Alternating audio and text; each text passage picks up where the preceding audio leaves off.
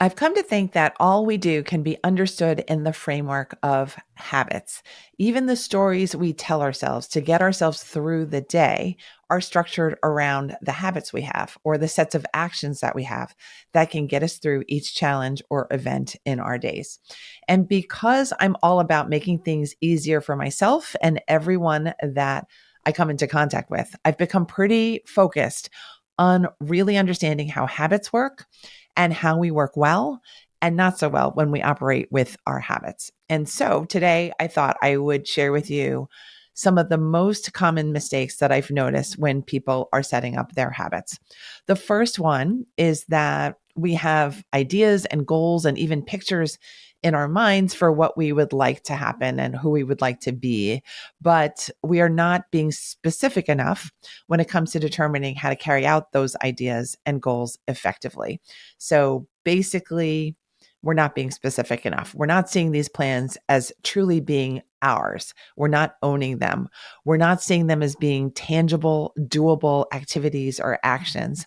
They're more ideas. And we're saying to ourselves, oh, it would be really nice if I could, instead of really seeing the end picture and seeing that picture as being truly ours. We also see them as being really in the distant future, so far away from us in time that we feel in some ways that we don't have to act to get there on a day to day basis. And guess what happens when we take that attitude? Time goes by, time drifts by, time speeds by. And an example of not being specific enough is, I would say, the idea of wanting to own your own home. This is something that's a very common desire for people. And we all know that it's a possibility for most of us in our lives. But if you've never owned a home before, all you think about is the difficulty, the paperwork, the payments, the loss of the freedom of being in a rental, the agreements that you have. But all that is not as important as really deciding that owning a home is really possible and really going to happen for you and to you. And it's going to happen soon. When we keep our goals as distant future type of goals, we just end up failing to do the daily work that's required. So, tip number one, remember to be really specific and time based when you set up your goal. The second mistake that I see people making is not having a plan. What habits are you going to need to put in place on a daily basis or on a weekly basis to get your goal? What will need to be changed in order for your habit to really be successful? What will you do if, lo and behold, you skip a day or you ignore the habit or you forget about it? You forget about it accidentally or on purpose. All of these things need to have a plan so that we can address our resistance. We can address the fact that none of us are perfect and we can still stay on that plan to get to our goal. How will you cope and handle your feelings if you don't get what you want in the end, or if things move more slowly than you expect, or if things become more difficult than you were originally set up for? All of these things need a plan. So, an example of a good plan to have would be stating the very specific goal and a very specific intended time frame. Noting what needs to be set up for the habit to succeed. Do you need a certain weather pattern? Do you need certain people to be there with you, et cetera, et cetera? Do you need to, another part of a good plan is committing yourself. Another part of a good plan is committing to yourself that you will be willing and able to do what it takes to see your goal through to its completion. You need to be committed to the goal, full out, no doubt, really saying to yourself, this is going to happen. And the last piece of having a good plan is having a backup plan for when emergencies happen, when distractions come into play, or if you happen to lose motivation for whatever reason. The third mistake that I see people make when they are setting up habits is that they don't have a way of being consistent or they're not being consistent. It's quite easy to know what might be better for ourselves. But it's quite another matter to know how to carry out our daily actions so that we're actually consistently working towards our habit goals. The habits are easy in concept, but they can feel more difficult when it comes to daily implementation. And I think we've all been there. We've all been in that spot where we've wanted to build muscle or build a new habit or have a new diet or have a new work plan. And then Wednesday comes and all of a sudden our motivation is gone. So the good news is that consistency is something that we can absolutely train ourselves to have and to do. And when we learn to show ourselves how to be reliable with ourselves, that one skill gets to be repeated over and over and over again. You can use it for the rest of your life. This is such a valuable skill. I cannot overstate it. It's so, so, so valuable. So invest your effort and your time and energy into developing the skill of being consistent. So, what does it take to be consistent? I have some ideas here. First thought is that you need to have the inner belief that you are able to change yourself and tolerate the stress that comes whenever you're wanting to make a change. You have to believe that you're strong enough to get through any sort of habit shift or action shift that you're planning for yourself. Believe in yourself. Really, you can do this. Another tip that I have for you for being consistent is that you need to have a plan for how to know when the action is actually taken.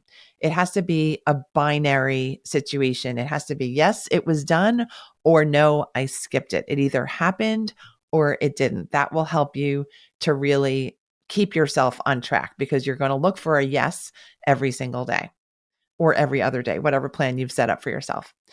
The third tip here is that you need to be committed to do the behavior no matter what the circumstances are. If it's raining, you do it. If it's snowing, you still do it. If it's sunny, you do it totally with pleasure.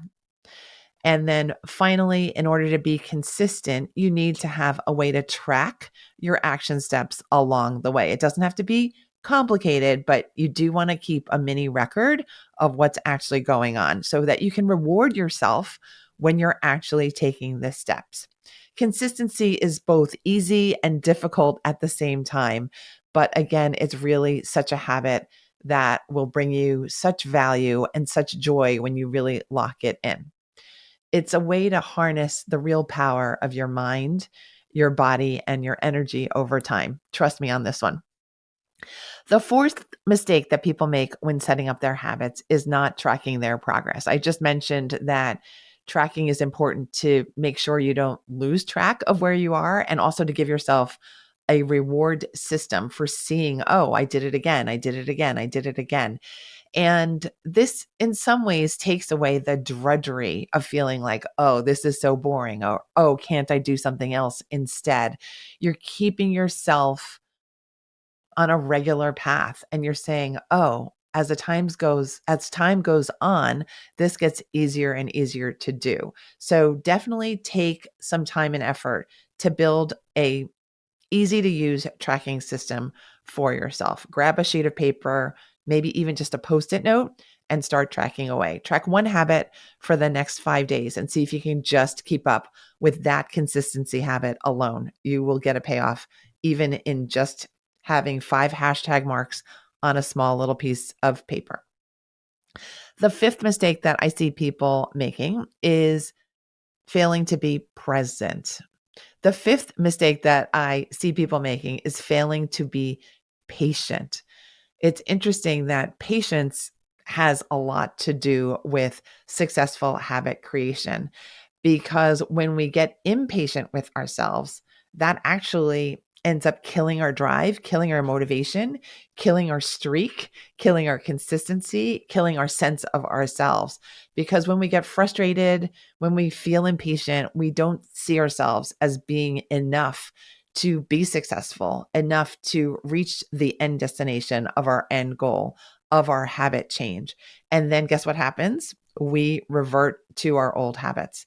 And then that's really frustrating. That's a whole other level of frustration. So that's a little bit of an explanation of why people tend to struggle when it comes to setting up habits. Again, they seem easy. We know them in our mind as being simple cue, routine, reward systems, but there are all these different little layers that are involved, like consistency and tracking and seeing yourself as being a rock star that can do this, that are involved in successful habit creation. So if you find yourself struggling with paying bills, exercising a lot, drinking water, eating right, practicing your musical instrument, whatever it is, know that you have options. Know that you are no longer needing to be stuck, because I just gave you a whole bunch of ideas for how you can tweak your system so that you can see a lot more success. You don't have to move mountains here. You just need to do the small itty bitty habits to make sure that you're a success with your habits. The big secret here is that you have to first see yourself as the person with the new habit, as a success, before you can try to instill that habit into your life and into your schedule. You will hear me saying that tip over and over again. Always love yourself. Always be kind to yourself. Always start with that kindness as at your core with whatever you do. And I promise you that is going to bring you much, much, much more success than you would see if you were starting off thinking that you're no good, that you don't have what it takes, you don't have time, and you're not right for the situation. Don't do that anymore. Let's get rid of that kind of behavior. Let's call that an old habit and put it in the closet where it belongs. It's the people who try and try again who really succeed. Don't be afraid to do that. Don't be afraid to fail. Don't be afraid to experiment. Be afraid of being stuck instead. And then you'll see that time and your habits and your actions and your feelings and your thoughts will all align, and you're going to get better and better and better at making time for success. Thank you so much for listening to this episode on the 5 mistakes that people make when setting up their habits. If you would like more assistance with your own habits, I invite you to join me inside the Procrastination Coach Facebook group. It's a free group. There are about 5,000 people in that group right now. I would love to have you in our community there. It's really lovely. And just go to Facebook and look up Procrastination Coach Facebook group. And I'll see you next week when the next episode drops here on the Make Time for Success podcast. Take care.